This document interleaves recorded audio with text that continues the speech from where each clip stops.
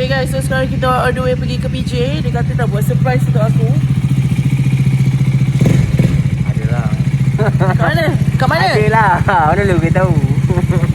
Dia cakap suruh pakai pink. Let's see. Aku dah cuba korek-korek guys. Tak lepas.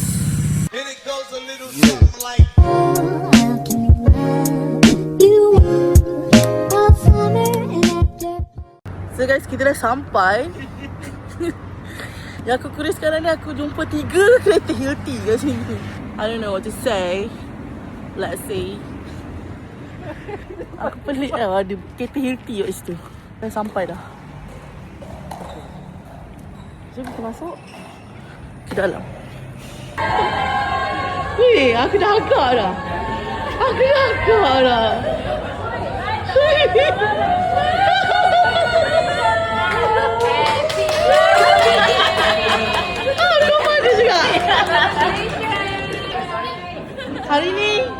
Hari ni penat lah, stres lah.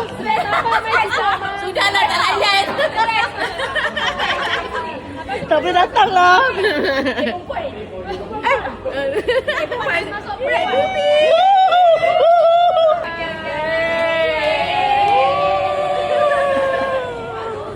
Idra.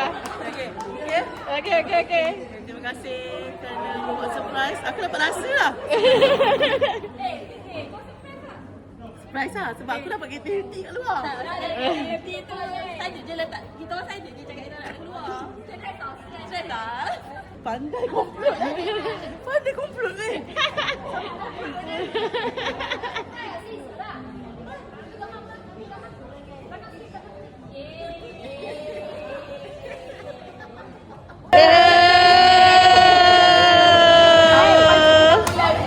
Why you sangat pink. Mana dia tahu Ya, tak ada orang tahu lagi. Kita pula mak boleh tak boleh. Okay guys, so ini adalah surprise yang kita dapat daripada my friend. Cakap story dia. Kau bercakap duduk meja kan.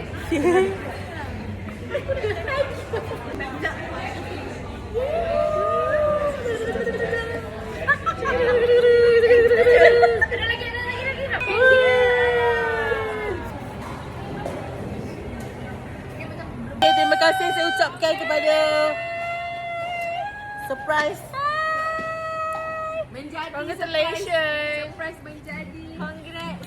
Okay, kita akan minta diorang memberikan ucapan sempena kita punya bridal shower. Selamat melayari batera perkahwinan. Seram. Okey. Lepas tu apa? Make sure tahun depan maternity 6 bulan. Baby girl. Okay. Make it happen. Baru buat suci dengan husband. Thank you. Bride to be. So last year saya, this year saya bagi dia bride to be. Cantik kan? Cantik sini. Cantik banget. Next year baby girl. Baby girl. Wow. Next. Selamat pengantin baru kepada Finn. Next year baby girl. Hantar sama-sama. Yo. Jom kita cuti tinggalkan semua orang 6 bulan. So saya nak ucapkan selamat pengantin baru kepada Fitra. Oh sedih nak kahwin dah. Sebab dia dah lama tak kahwin. Tiba. Lama tak kahwin. Okay, tak adalah. It's a new journey for Fitra and Kiko. So I hope that both of you will having a apa ni orang kata a loving lifetime together. Congratulations. Jadi isteri yang baik. Solehah. Amin. Okay, so isteri yang Solehah. Isteri soleha. Isteri soleha.